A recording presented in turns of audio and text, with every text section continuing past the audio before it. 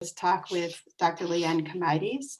The talk is co-sponsored by Connecticut Voices of Hope and the Emmanuel Synagogue, and we're particularly grateful to the Emmanuel Synagogue for making their Zoom account available for us to use so that we can host the extremely large number of people that were interested in this talk.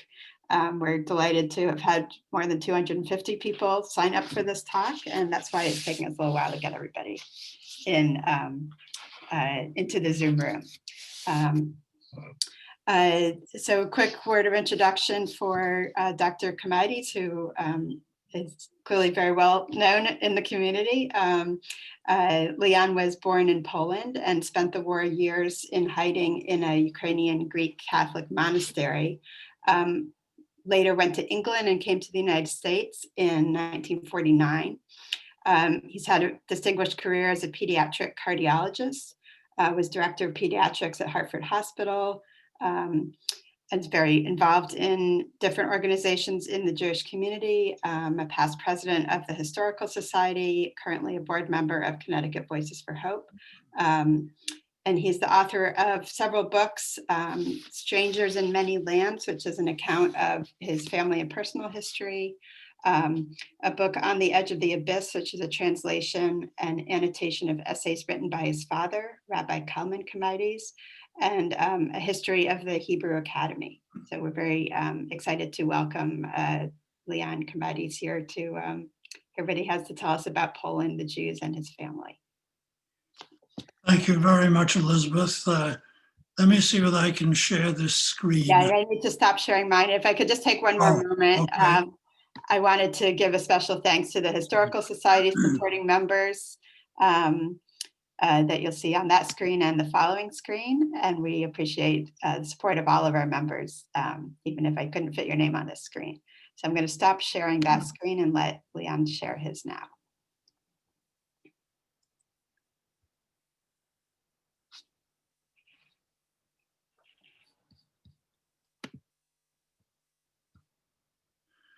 Well, thank you very much, Elizabeth, for that introduction. I'm somewhat overwhelmed by the interest expressed in this lecture. As you heard, there were 250 people who registered for it, and I only hope and pray that I can fulfill your expectations. I happened to mention to my brother, who lives in Australia, that I was going to give a lecture on history and some aspects of the history of Poland.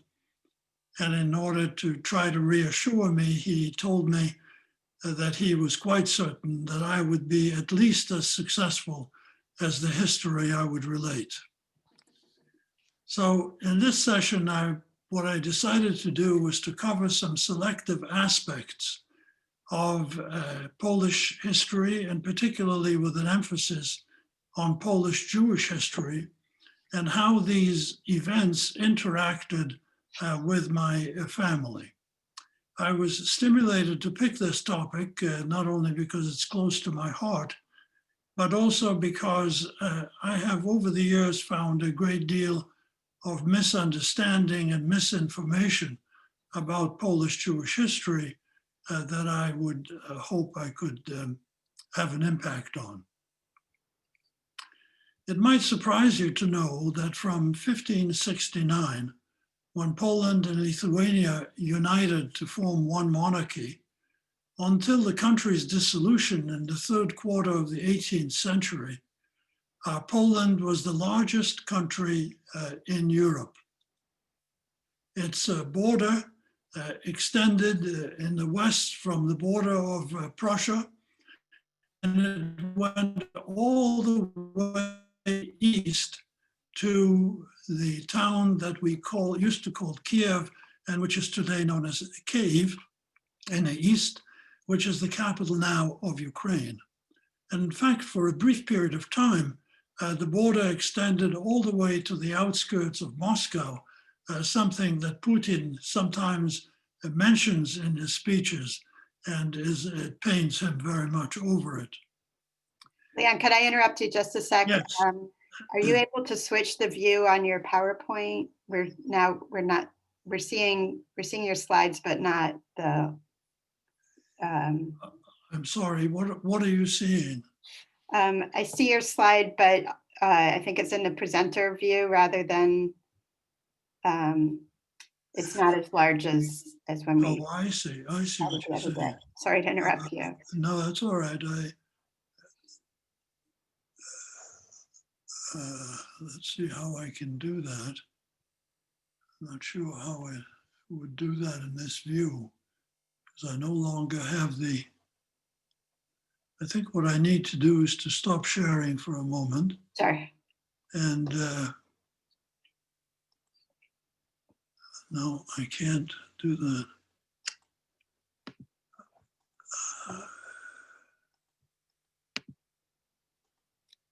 I'm not sure how to do that, Elizabeth. Can you? Okay, just resume it. It's just a slightly smaller view, but that'll I be fine. know, but that's important for me. And I don't know why. There, are you using two screens, Leon? I am. I think once you start sharing again, there'll be a little button on the top of your screen, which will allow you to switch screens. I think that's what we did yesterday, and it worked. No, but that won't do it. That'll simply, well, I think I better leave it this way because I can't, I don't seem to be able to do.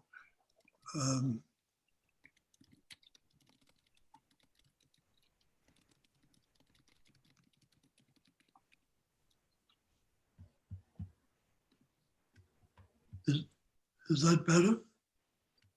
Or is that worse? We're not seeing your, I'm not seeing your screen right now at all. I'm not seeing it at all. Oh boy.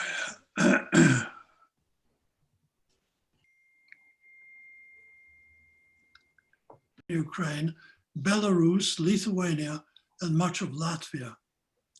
It might also surprise you to know that Poland became a constitutional monarchy in 1791, the first country in Europe, and after the United States, the second in the world to have a constitution, which was not a democratic constitution, but had a clear division between executive, legislative, and judicial powers in which serfdom was essentially abolished. Jews have lived in Poland for over 1,000 years. The first Jews were probably merchants, some of whom were non-Ashkenazim, who crossed the Black Sea from the Byzantine Empire. And I suspect but cannot prove that my father's ancestors were part of that migration because of our last name. The ending Ides, which is the ending of our name, is a Greek patronymic common in the region of Pontus on the Black Sea in Greek Asia Minor, meaning the son of. For example, Maimonides is the son of Maimon, Nachmanides is the son of Nachman. So Chamaides basically means the son of Chama. My father's first name was Kalman Kalonymus, which appears in every other generation in the family and is also Greek. And Kalonymus means good or beautiful, which is kalo, and nemos is name, so beautiful or good name, which is roughly equivalent to the Baal Shem Tov, namely a person who knows how to use and manipulate God's name for good in the world. Another hint is that the name Chamaides is a surname is mentioned already in the 17th century, and that's about 200 years before last names were adopted by Ashkenazim. However, the first major migration of Jews to Poland came from German countries during and following the persecutions resulting from the various crusades. Then there were further migrations from Western and Central Europe, followed by persecutions with the Black Plague and the 30 Years' War. Polish kings welcomed the Jewish refugees, and they found here a very tolerant country that was willing to give them political as well as religious autonomy. And some of the earliest Polish coins contained a Hebrew writing. In Hebrew, Poland is called Polin. which we are told comes from two Hebrew words, por, meaning here, lin, we will rest. In other words, here Jews found a resting place from persecutions. Jews in Poland were allowed their own language, Yiddish, self-government, and their own judicial system. This autonomy eventually proved to be a mixed blessing. On the one hand, it encouraged the development of a rich Jewish civilization, but on the other, it separated Jews from the co-patriots and led to misunderstandings and friction. In the United States, we think of Jews as a religion, Protestant, Catholic, Jew. In contrast, in much of Eastern Europe, being Jewish was considered a nationality, and this was even until recently on the Russian passport. This was gradually changing even in Poland in the 19th and especially the 20th century, and the movement of Jews to the cities. An increasing number of Jews became culturally and linguistically assimilated, and for them being Jewish became more of a religion, while being Polish was the nationality. But in contrast to other European countries, Jews in Poland were never confined to a certain district or street. They were never required to wear certain clothing. Poland has no Juderia as in Spain, no Judengasse as in Germany, or ghetto as in Italy or France. Poland is also one of the few countries that never expelled its Jews. Jews were indeed expelled from some towns and from some districts, and that's how Kazimierz became the Jewish suburb of Krakow. But compared to the rest of Europe, Jews felt themselves safe. And as a result, the Jewish population grew rapidly to become the largest concentration of Jews in the world. At one time in the late 19th century, 80% of Jews in the world lived in Poland. As you can see here, the population starts to increase gradually a little before the year 1000, increases more as persecutions occur in Western Europe, and then goes up very rapidly with two little blips when persecutions in 1648 and again in 1768 occur, but then continues to rise to its peak in the late 19th century, then begins to go down as Jews emigrate particularly to the United States. And then, of course, there's a tremendous downward swing during the Second World War and the Shoah. In addition to this numerical growth, there was also a rich cultural growth. Poland was the birthplace of the most famous yeshivot, beginning with one established by Moses Isserles, known as the Remu in the 16th century. Here is the famous Yeshiva of Volozhin, founded in 1802. The last yeshiva to be founded was established in 1930, and this was Yeshivat Chachmei Lublin, which was established by Rabbi Meir Shapiro, who is well remembered as the originator of the Daf Yomi, the idea of learning a page of Talmud every day, which has become so popular today. As I said, the dedication occurred in 1930 and of this very beautiful building. And this building, in fact, served as a hospital during the German occupation. It became a hotel after liberation. It was known as the Ilan Hotel, which I find somewhat ironic. It's called the Ilan Hotel in Poland. And now it is a building of the medical school. But inside they have still maintained the synagogue and some other areas showing that this was once a yeshiva. This is a photograph of my father. My father is the one in the top hat here.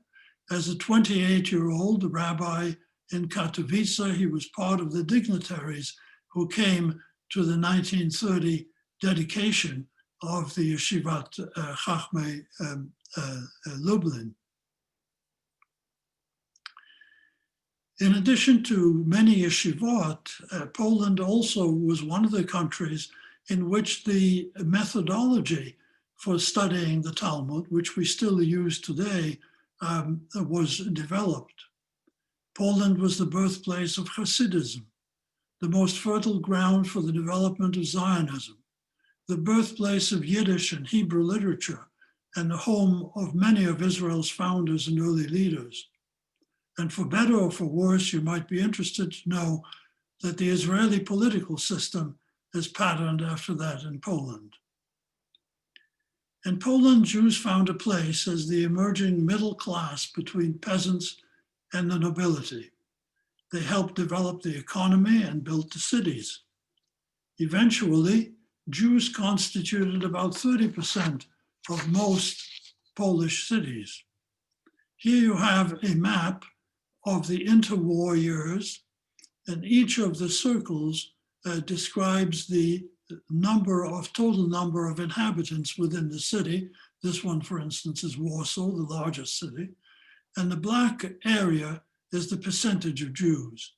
And you can see in many cities, it's about 30%, 30, 40%, 35%. There are occasional cities like Łódź, which has 50%. And there are other cities like my hometown of Katowice, which had a very small percentage of the population as being Jewish. In the Middle Ages, Jews became extremely valuable and trusted employees of the powerful nobles or the Szlachta. They collected taxes and tolls for them and ran their businesses. And with the decline of the power of the nobility, Jews became leaders in the economic endeavors they previously managed, namely the production and sale of lumber, grain, and alcohol. At one time, practically all inns and pubs in Poland were owned or managed by Jews. Together with their families, they lived in clusters on the noble estates. In time, these became small towns, or Städtlach. Their involvement as tax collectors in the sale of alcohol, of course, won them the enmity of the peasants, who were their customers, as well as the church, who felt that they were corrupting the peasantry. The role of the nobles and the role of the Jews on behalf of the nobles also complicates our understanding of actions against them. Let me give you one example of this. Take, for example, the well-known name of Bogdan Khmelnytsky, the Ukrainian Cossack leader.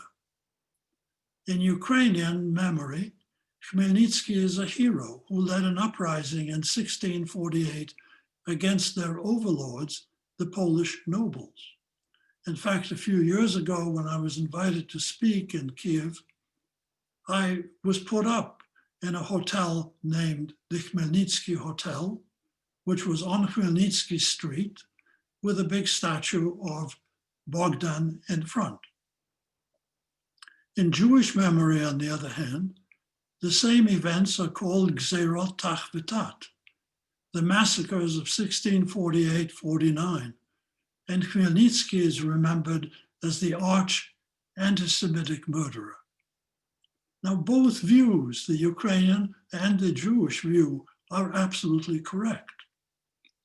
After all, if you're going to lead an uprising against the nobles, you would have to include and be specially vicious against the people who were carrying out the nobles' activities, which happened to be Jews. On the other hand, because of anti-Semitism, the attacks were most violent as they were carried out against the Jews.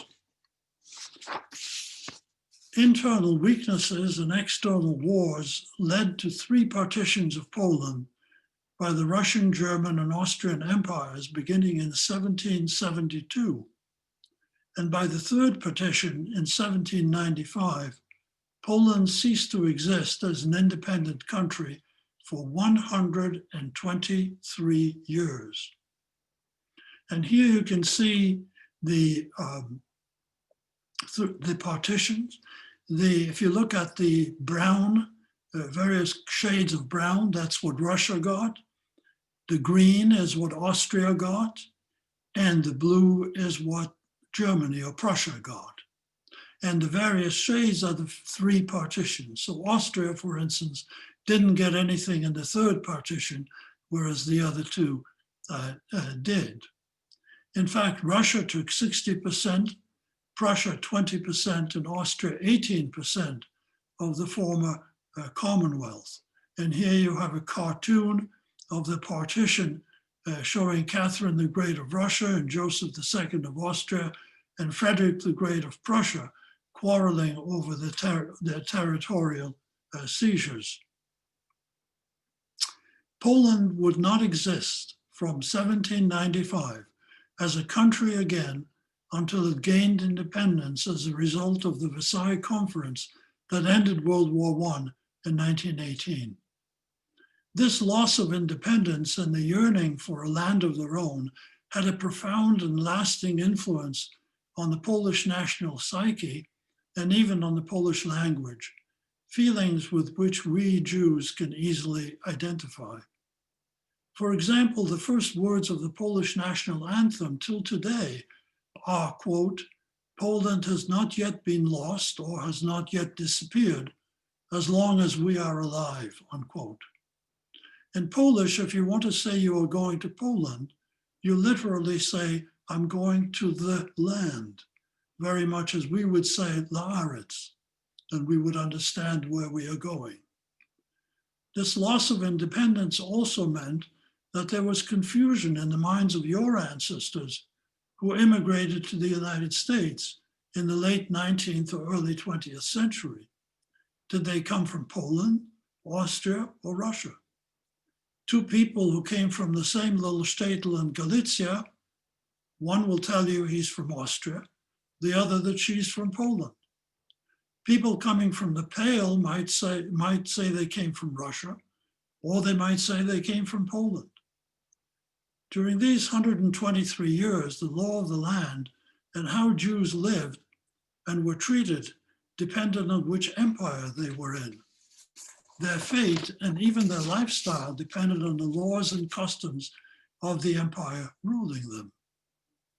Here are the pictures of my great-grandparents, Leopold Altmann, after whom I am named, and his wife, Charlotte. They were born and lived in Silesia, which is now the westernmost part of Poland. They settled in Katowice, which became my hometown. But look at them. They look totally Jewish, totally German. They were very pious Jews, but they dressed as Germans. They spoke German. They participated in German and were very proud of German culture.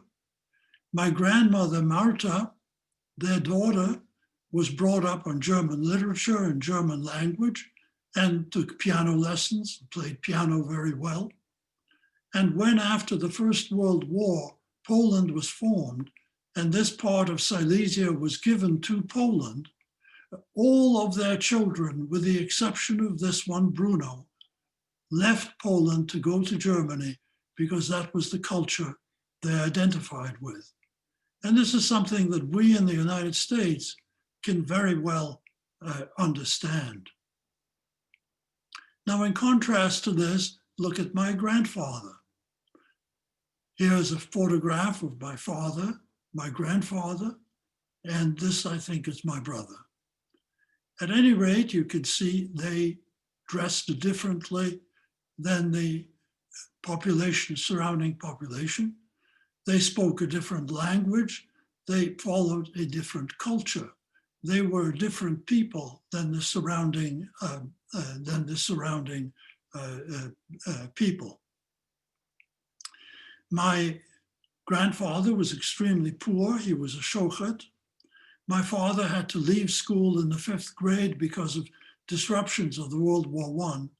But his attachment to the Austrian intellectual climate, which was the empire this was in, was such that after the war, he managed to go to Vienna at the age of 18 and in 1920 and studied for and passed the matriculation examination and then enrolled at the University of Vienna as well as its rabbinical school. A totally different cultural experience than was present in Germany. But the largest number, and this, by the way, is my Katowice synagogue, the inside and the outside of the synagogue. The largest number, almost 75% of all Polish Jews, were acquired by the Russian Empire, and the area which they annexed from Poland became known as the Pale of Settlement. And this is the gray area that's outlined here. Until 1917, Russia did not allow Jews to live in Russia proper. So when you hear about a Russian Jew, that's a descendant of Jews who were part of Poland, of the part of Poland that Russia took over. The Pale included what today is Belarus, Lithuania, Moldova, and much of Ukraine. At its height, it had a population of 5 million Jews, which represented 40% of world Jewry.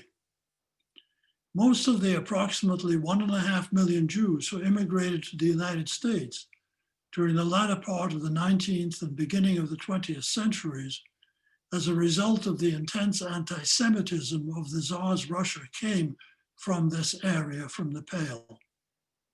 The Pale, of course, also included many Catholic Poles who yearned for an independent Poland and participated in several unsuccessful uprisings to gain it.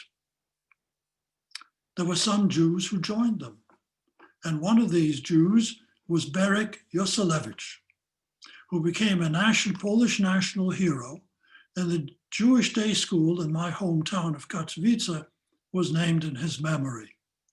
As you can see, both an Israeli and a Polish stamp were made in his honor. But in general, the Jews of the Pale adapted to their new masters. They started speaking Russian, and after 1917, when they were allowed to do so, they moved to other areas of the Soviet Union and Ukraine. And that's where the population of Odessa and Moscow came from. This difference in the yearning for an independent Poland added to the hostility between the two religious groups. During the Soviet Jewish emigration of 1990s, it was their descendants who came to the United States and to Israel and were now known as Russian Jews. No part, as far as I know, of my immediate family lived in the Pale. When Poland was granted independence in 1918, 30% of its population consisted of minorities, including Jews, who constituted 10% of the population. The Ukrainians and Belarusians in Eastern Poland wanted independence from Polish rule, which they eventually achieved. There was sufficient concern about the safety of these minorities that Poland was forced to sign a treaty for the protection of minority rights, which they eventually abrogated. Now, the interwar Polish attitude towards the Jews is best expressed by the extreme poles of opposing views. On one extreme were the National Democrats known as Endecja or Endek Party, under the leadership of Roman Dmowski, which held that Jews were a foreign element that had to be isolated and removed from Poland. Endecja was especially disturbed by the prominent role that Jews played in Polish society. There were at least 10 Jewish political parties at various times in the Sejm or Polish parliament. I told you Israel was patterned after Poland. 56% of the country's doctors, 43% of its teachers, 33% of its lawyers, and 22% of its journalists were Jews. Opposing them was Józef Piłsudski, who became an autocratic leader by a coup in 1926 and ruled until his death in 1935. Piłsudski was considered by Jews to be their protector, And when he died in May of 1935, in a eulogy, my father stated, quote, "He is no longer in our midst. He who for so many years was our faithful protector and patron, a rock of nobility and justice, a source of hope and strength, an example of heroism and boundless patriotism," unquote. This tension was part of a larger philosophical debate, whether Poland, this new country now formed in 1918, was to be a multi-ethnic and multi-religious diverse country or one of uniformity reserved for the ethnic Catholic Polish majority. Even during Piłsudski's rule, anti-Semitic ideas of Endecja and its youth organization permeated the political process. This anti-Semitism was strengthened by the pernicious influences of the Catholic Church and Hitler's anti-Jewish policies next door, and was intensified particularly after Piłsudski's death in 1935. Examples of organized anti-Jewish activities in Poland included an economic boycott of Jewish businesses that started in 1936, with the backing of the Catholic Church and the Prime Minister, and segregation of Jewish students at universities into so-called ghetto benches. In a letter, my father noted he was fearful of going out at night and said of Poland that it is, in the biblical words, quote, "a country that devours its inhabitants," unquote. The situation was aggravated by economic depression that started in 1929 and the simultaneously increasing popularity of ready-made clothing and shoes sold in department stores, which deprived thousands of Jewish artisans and small businessmen of their livelihood. By 1937, anti-Semitism was part of the Endecja or Endek party platform, and a suggestion was seriously discussed to expel Jews to Madagascar. Common wisdom is that World War II started when the Germans attacked Poland on September 1st, 1939. But I want to remind you that Poland was simultaneously attacked by two countries, the Germans from the West and the Soviet Union from the East. Despite that, Poland held out for almost 3 weeks, much longer than most European countries. Germany and the Soviets had secretly agreed to divide Poland,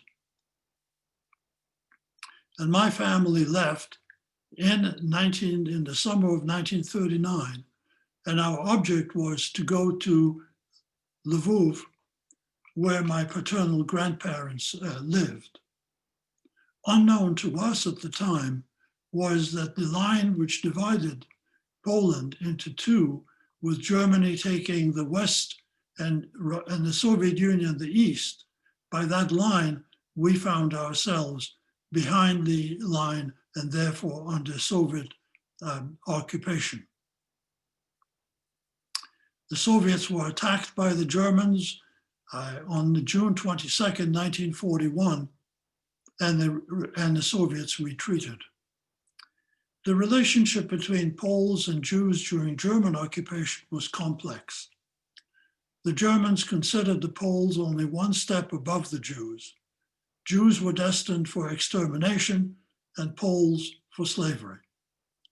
It should be remembered that 2 to 3 million non-Jewish Polish civilians lost their lives during the occupation, and that the first prisoners in Auschwitz were non-Jewish Poles. There is no question that many Poles were indifferent to Jewish suffering. Some took advantage of it, and some, as documented in Gross's book, Neighbors, were participants. But it should also be remembered that despite the fact that aiding Jews was punishable by death, many Poles helped Jews. The largest number, about 4,500, righteous among the nations named by Yad Vashem, are from Poland.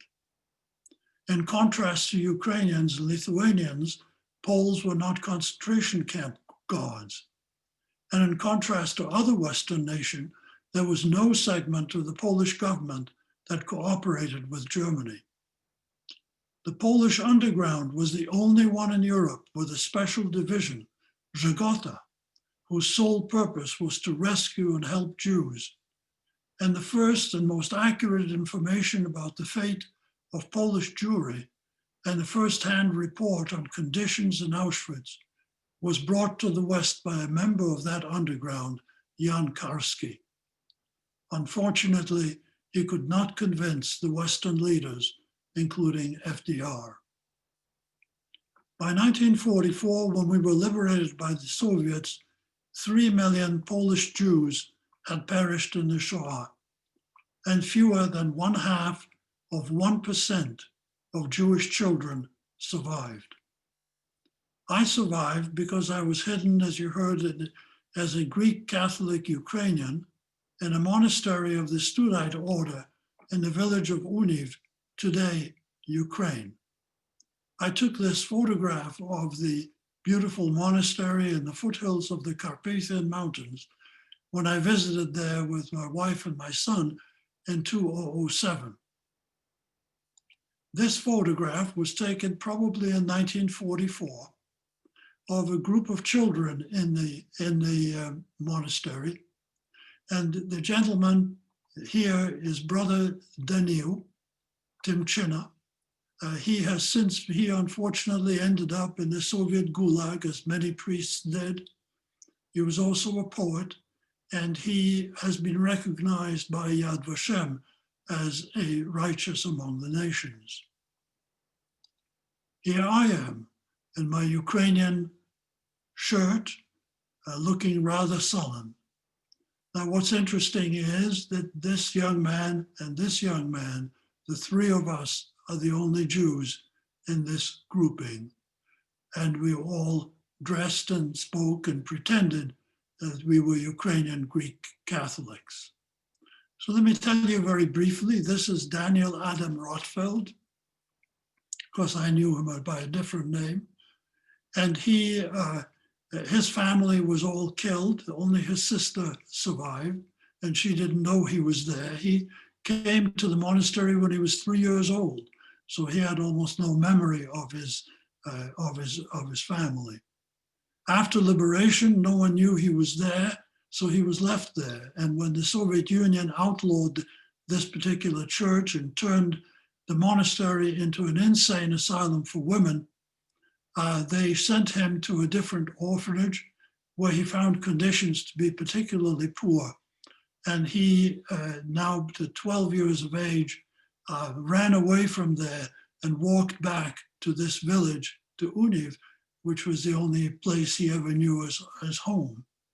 He was again sent to a different orphanage in Krakow, where he grew up and under better conditions, and his talents were recognized. He went to the University of Warsaw, became an expert in international relations, became a diplomat.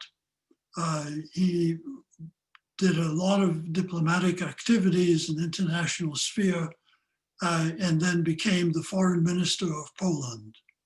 He is known today, he's very highly regarded in Poland as one of their experts on international relations. The little boy over here, his name is Oded Amarant, and he has also an interesting history because his family made Aliyah before the war to Palestine. In the summer of 1939, his parents brought him to visit the grandparents in Poland. Parents went back because they had to go to work, and they left him with the grandparents with the idea that the grandparents would send him back in September.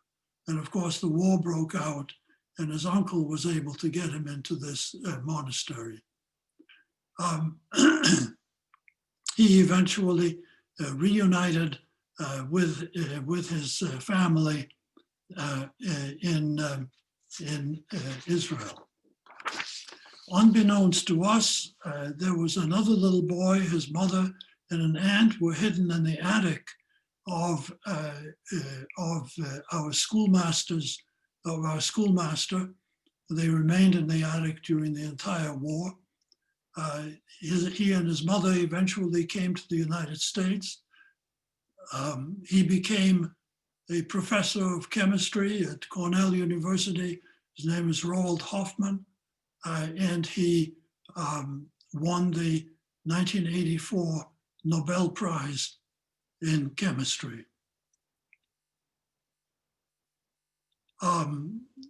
He also is a well-known playwright and published poet. I just wanted to show you, just about a year ago, we all went to Israel for our granddaughter's wedding, and on the way back, we made a stop in Poland, in Warsaw, and we had a nice reunion with Daniel Adam Rotfeld and his wife, Ola. And as you can see, you recognize Rabbi Small and my son, and Jean and Debbie. And we had a wonderful, wonderful evening. This was the church. I took this in 2007, but it hasn't changed. This was the church in which we said Mass every Sunday morning. The Greek Catholic Church, which is also called the Unia Church, was established by the Treaty of Brest in 1596 as a union between a segment of the Orthodox or Eastern churches and Rome. This new church was allowed to maintain its Eastern traditions, such as the prayer language and form, and as well as allowing priests to marry. And in turn, they recognized the Pope as the head of the church. So they sort of tried to form a marriage between the Roman and the Eastern churches. The person most responsible for saving my life was the Archbishop of the church, whose name was Andrei Sheptytsky. He had the title of Metropolitan, which is the highest title you can get, and he has been Archbishop since the year 1900. He was already an elderly man, was in a wheelchair when I met him. I met him when my father brought me in 1942 to the St. George's Cathedral in Lviv. Archbishop Sheptytsky was responsible for saving somewhere around 150 Jews, mainly children. He was well known as a friend of the Jews, and he was unique in having a Hebrew teacher throughout his career and studied in order to study Bible in its original tongue. The survival of Jewish adults is estimated at about 10 to 15%, with 100,000 in Poland and the remainder Jews deported by the Soviet Union to the various Soviet republics during their first occupation. Locally in the community of Lvov, we had 119,000 Jews in 1941, which swelled to 150,000 with the refugees who came, such as we. By November 1942, there were 29,000 Jews remaining. By April 1943, there were 8,000 Jews remaining. And by July 1944, there were 823 and almost no children. When I was preparing closer to home, when I was preparing my book, Strangers in Many Lands, I wanted to devote a page to the names of all family members mentioned in the book who I was sure perished during the Shoah, and this is the list. I was most fortunate after leaving the monastery to get a new home with a wonderful lady by the name of Tola Wasserman, whom I subsequently called Mother Tola, who had survived in hiding and had lost her entire family. And this photograph was taken on Riverside Drive after we came to the United States. In February 1945 at Yalta, Roosevelt, who was already very sick, Churchill and Stalin agreed that the eastern part of Poland would, approximating the part that Russia had taken when they divided Poland, this part of Poland, would remain as part of the Soviet Union. And as in compensation, Poland was given this segment of Eastern Germany, and this became the western part of Poland. So in Lvov, here's Lvov, I found myself in Lvov now as part of the Soviet Union. So I went to school, and I wanted to show you with great pride my report card from 1945. You see it's written in Russian. I took Ukrainian, I took Russian language, I took Polish language in addition to math, geography, etc. And I just want you to see that I got all 5s, which is the highest mark one can get. The marks go from 1 to 5, 5 being the highest. And here on the other side is my name, Chamaidesa Leona, and it's my name and the patronymic Kalmanovicha. So that's my Russian report card. After school, I worked in a cosmetics store, and one day I was selling cosmetics in the store, and 2 Russian officers came in. They took a liking to me, started talking to me, and they turned to me and said, "Would you go out for a drink with us?" And I said, "Why not?" So I went out with a drink with them. And when I went out for a drink, we went to a nearby hotel by the name of George, and I had my first taste of beer. And on the way back, they took me back to the store. We went by the beautiful opera house in Lvov, now called Lvov. And there was a street photographer, and they said, "Let's take 3 photographs so we each have a memory of today." So this is my memory of that day. I have no idea what happened to these people. As I showed you before, when the exchange took place, there were 1.8 million Poles. Well, that was part of the agreement. 1.8 million Poles could leave this area, which was now the Soviet Union, and go to Poland. At the same time, there were 3.5 million Germans who had to leave their homes and go into Germany. So a massive displacement of people.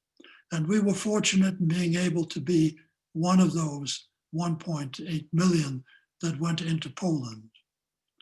We arrived in the city of Bytom at the end of 1945 and found such extreme anti-Semitism that I had to enroll in a Polish school under the name of Leslaw Kuszerecki, a Roman Catholic, because it was dangerous to be a Jew and almost as dangerous to be a Ukrainian Catholic.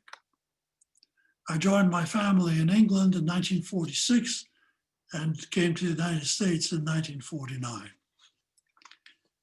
Of necessity, this has been a historical overview, a bird's eye view.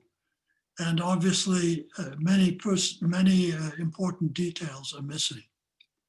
Most importantly, I did not discuss any aspect, because it would have made this much too long, of the relationship between Poland and its tiny remnant of the Jewish community that remained in Poland after the war.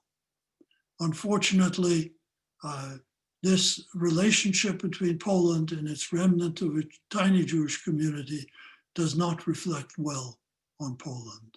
And with that, I'll pause, and I'll be glad to take up any questions that anyone has. Thank you so much, Leon. I'm sure we're all just taking this in, but if anyone has any questions or comments, please put them in the chat to me, and I will read them out to Leon. We thought that would be the best way to handle such a large group. One question we got so far, Leon, was the 20th century Polish anti-Semitism a recent deviation from early acceptance of Jews? That's the impression that I have. I think that Again, when we say acceptance in the early part, in the Middle Ages, for instance, you have to differentiate the acceptance by the kings who protected the Jews because they found them to be useful, quite frankly. Right. The nobility, which protected the Jews because they found them to be useful. It does not mean that the church was friendly, because it never was. And of course, it doesn't necessarily mean that neighbors were friendly, but Jews lived in their own little corners. And as long as they had government protection, they were protected. So I think it's a little difficult to say, since this was not a democratic society, it's difficult to say that they were accepted by the average people, but they certainly were by the government. Yes. Gotcha. Thank you. I think that's very helpful.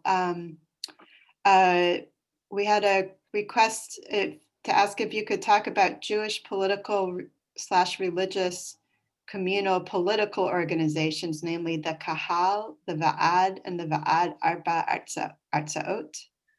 Well, I didn't go into tremendous details about these, and I'm sure that Sam Kassow, who has a course on this, probably will go into these details. The Va'ad Arba Artzaot was basically what I was talking about when I was talking about autonomy, because the Jews were given such autonomy that basically was their governing area. So the Va'ad Artzaot were 4 areas, including Lithuania, for instance, because that was one country. So each had their representatives. They were usually met on days when there was a fair. And they basically enacted the laws by which Jews lived. And they had judicial powers. And that's what I was talking about when I was talking about they had their own government. This was their independence. Now the Kahal was a system whereby every Jew had to belong to the Jewish community. In other words, here we want to belong to a synagogue, to a temple, to a shtibel, whatever we want. We pay our dues and we belong. In Europe, you had to belong if you were a Jew. And one of the things that you did was the Kahal collected taxes from you. The taxes that you paid to the government was collected by the Kahal. The Kahal kept a certain percentage, which was agreed with the government, and then the remainder went to the government. So from the government's point of view, it was a good method to do that. Yeah. But it meant that you were part of an organized community. So for instance, in Katowice, where I lived, we had one major synagogue, and everyone belonged to it. Later on, there were shtiblach that were formed, the Hasidic shtiblach. But even there, my father was the city rabbi. He wasn't the rabbi of that synagogue. He was the community. He was the rabbi of the Kahal. Mm-hmm. So everyone, even people who never went to synagogue, that was the religious head that they had to look towards. So that was the Kahal. Interesting, thank you. We had a couple questions asking a little bit more about your family. What happened to your brother and parents? How did you meet up with your family? Was it difficult to find your family when you got to England? A couple of questions like that. First of all, my brother and I were the only children in our family. My brother is 2.5 years older than I. And he was also placed in a Ukrainian environment. But unlike I was lucky enough to be in one place. He was in 12 different places. And each time people suspected that he might be Jewish, there was a rumor, he had to be moved to a different place. So he had a very different experience than I did from that point of view. After the war, after we came to England when he was 16 years old, he decided to make Aliyah, and he went to Israel. He was a member of the Mossad after a while, and in 1956 he was sent out to Vienna to help bring out the Jews from Hungary, which he did. And while in Vienna, he decided that he had had enough of politics and he wanted to study math and physics. He went to the University of Vienna at night, got a degree, and then came to the United States, finished his studies, and then took a position in Australia as a professor of physics, and he retired in Australia. As a matter of fact, one of the things that he got interested, he had very eclectic interests. And one of the things he got interested in one time was how to adapt Chinese writing, Mandarin writing, to the computer when the computer first came out. Uh-huh. And he actually developed a system which made the first word processor in Chinese. Is that right? Wow.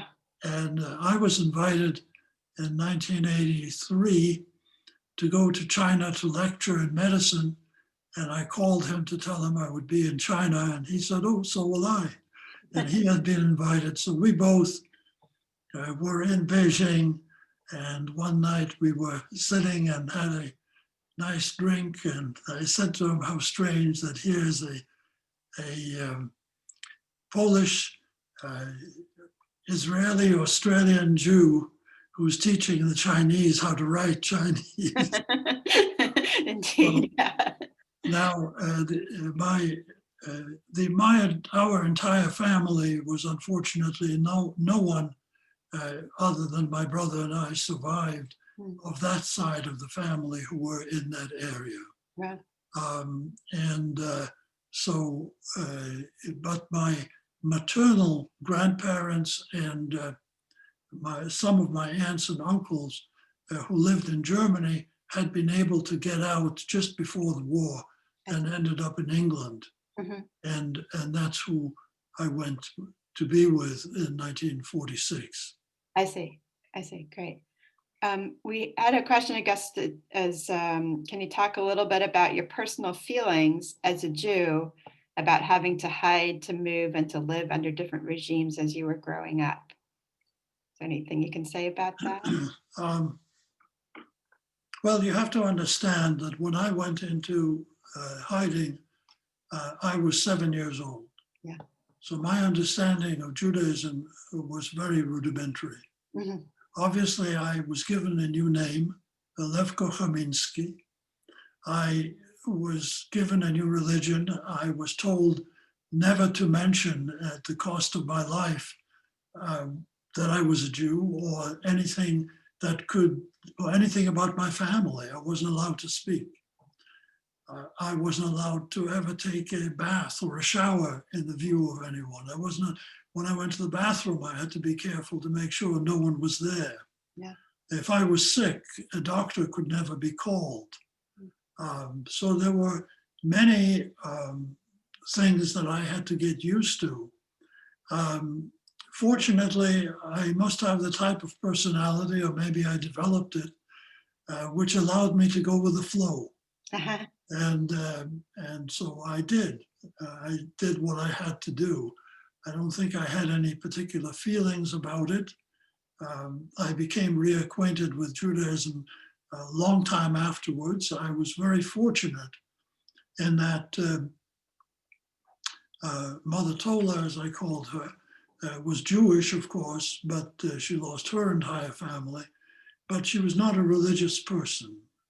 And I was very fortunate in that because I had several years of no religion at all, which allowed me a transition, which I think would have been much more difficult had I gone from one extreme to the other. I don't know whether that answers your question. Yeah, I think that's very interesting. Thank you. But I have extremely warm feelings for the people who saved me. I have great respect for the Ukrainian Catholic Church. I have spoken to their children. I've gone to the camp where they are being brought up, and I talk to them about my background and so on. And I owe them a great deal. So I'm very grateful to them. Absolutely. Thank you. Well, I think those are all the questions that I've gotten in. So let me just close by thanking you very much for giving us such a wonderful overview of Polish history and the history of the Jews in Poland that I think is of special interest to so many people whose families have roots there, and given us a much better understanding of it. And since you mentioned Sam Casso's course, I can put a little plug for that. The University of Connecticut Judaic Studies Center is offering a mini course open to the public. Registration, I believe, is going to open tomorrow for that. So you can check their website for more information. And that will be a review of Jewish history in Eastern Europe, prior to World War II. And for those who may not know him, Sam is an outstanding teacher and one of the great experts in this field that we have in the United States or anywhere today. Absolutely. It's a great opportunity to take advantage of. So thank you so much, Leon. And again, on behalf of the Jewish Historical Society, and I'd like to thank you all for coming, and thanks especially to Robin Lando of Connecticut Voices for Hope, who's been helping me manage the program tonight, and to the Emmanuel Synagogue for helping make it possible for us all to come together. People have asked if this will be recorded. I am recording it, and we will post the recording on our website in the next few days. So I will send out a link in case it's something that you want to share with anyone else who wasn't able to attend. And Thank you very much.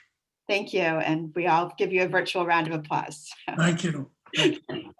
Thanks everybody for being with us tonight.